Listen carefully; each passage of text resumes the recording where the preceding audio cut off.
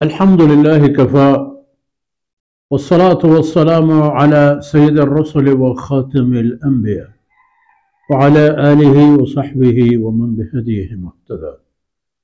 أعوذ بالله من الشيطان الرجيم. ونفخ في الصور فصعق من في السماوات ومن في الأرض إلا من شاء الله ثم نفخ فيه أخرى فإذا هم قيام ينظرون وأشرقت الأرض بنور ربها ووضع الكتاب وجيء بالنبيين والشهداء وقضي بينهم بالحق وهم لا يظلمون ووفيت كل نفس ما عملت وهو أعلم بما يفعلون. سبحانك لا علم لنا إلا ما علمتنا إنك أنت العليم الحكيم. رب اشرح لي صدري ويسر لي أمري واحلل عقدة من لساني يفقه قولي واجعل لي وزيرا من أهلي رب زدني علما وارزقني فهما ثم أما بعد. گرامی قدر بھائیوں بہنوں اور پیارے بچوں، اللہ رب العزت کی بے عیبی اور اس کی عظمت شان ثابت ہو گئی. اب یہ کائنات اپنے انجام کی طرف جا رہی ہے. اس میں کوئی ٹھہراؤ نہیں ہے. یہ ایک مسلسل اور تیز ترین اسپیڈ میں حرکت پر ہے اور اپنے اختتام کی طرف جا رہی. تو وہ وقت جب آئے گا نفخ فی الصور، وہ جو مخصوص اللہ کے حکم سے ایک اوزار بنا میں سور وہ ہے، اس میں پھونک مارا جائے گا. جو فرشتہ اس ذمہ داری پر مأمور ہے اس کو حکم ہوگا کہ وہ اس پر پھونکے. تو اس کی پھونک کی آواز کی شدت اور اس کی تباہ کن اثرات ایسے ہوں گے کہ فَصَعِقَ مَن فِي السَّمَاوَاتِ وَمَن فِي الْأَرْضِ، جتنا کچھ آسمانوں اور زمینوں میں ہے سب کے سب بے ہوش ہو جائیں گے. یعنی بے ہوشی کا معنی روح اور جسم کا فاصلہ بھی ختم ہو جائے گا ان کے درمیان،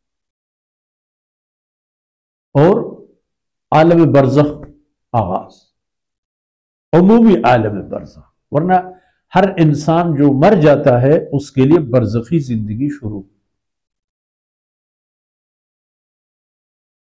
تو ایک طویل مدت، واللہ عالم کتنے عرصے، کتنے سال، مہینے اور دن.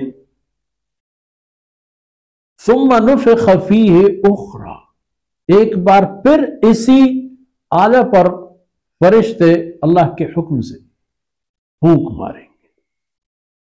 تو اس کی آواز کی شدت اور اس کی آواز کی قوت اتنی ہوگی فَإِذَا هُمْ قِيَامٌ يَنظُرُونَ، جتنے مرے ہوئے تھے وہ سب مرے ہوئے دوبارہ زندہ ہو جائیں گے، دوبارہ ان کو زندگی مل جائے گی. اور فَإِذَا هُمْ قِيَامٌ يَنظُرُونَ، اپنے قبور سے اور اپنے اس برزخی زندگی سے اٹھ کھڑے ہو کر تماشا کرنے لگیں گے، دیکھنے لگیں گے کہ یہ کیا ہو رہا ہے. وَأَشْرَقَتِ الْأَرْضُ بِنُورِ رَبِّهَا، اور آپ کے اور اپنے رب کی مہربانی سے سورج کو حکم ہوگا کہ وہ روشنی پھیلائے. جب تمام معاملات برابر ہوں گے اس کے بعد وَوَضِعَ الْكِتَابِ، عدل و انصاف کے حوالے پر جو اللہ کا قانون ہے وہ بیچ میں آئے گا، اور جو کتب و صحیفے انسانوں کے نامہ اعمال کی شکل میں ہیں وہ بھی لائے جائیں گے. وَجِيءَ بِالنَّبِيِّينَ، اور حضرات انبیاء علیہم السلام کو بھی حاضر کیا جائے گا. حضرات انبیاء علیہم السلام اللہ کی طرف سے آئے قاصد، یہ تمام حضرات کو لایا جائے گا. والشہداء، اور گواہوں کو بھی لایا جائے گا کہ اللہ رب العزت نے بنی نوع انسان کو کیا دیا، وہ گواہی دیں گے، اور انسان نے اللہ کو ان کے بدلے میں کیا پیش کیا اس کی بھی یہ گواہی دیں گے۔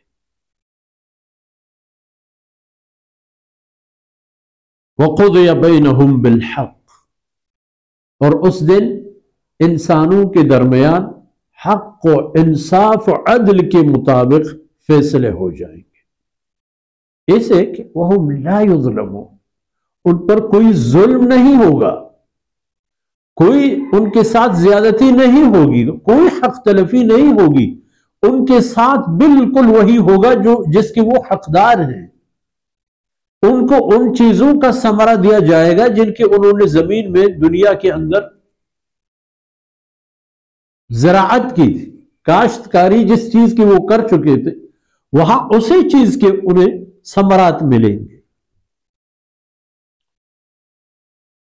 وَوَفِّيَتْ كُلُّ نَفْسٍ مَا عَمِلَتْ، اور ہر انسان کو اس کے اعمال میں سے جو اس نے کیے ہیں اس کا عوض بالکل مکمل طور پر ملے گا۔ وَهُوَ أَعْلَمُ بِمَا يَفْعَلُونَ، اور وہ ذات بہتر جانتا ہے انسانوں کے اعمال کو کہ وہ کیا کر رہے ہیں، کیسے کر رہے ہیں، کہاں جا رہے ہیں، اس کو ٹھیک ٹھاک خبر ہے، اور اسی خبر کے مطابق ان کا محاسبہ ہوگا۔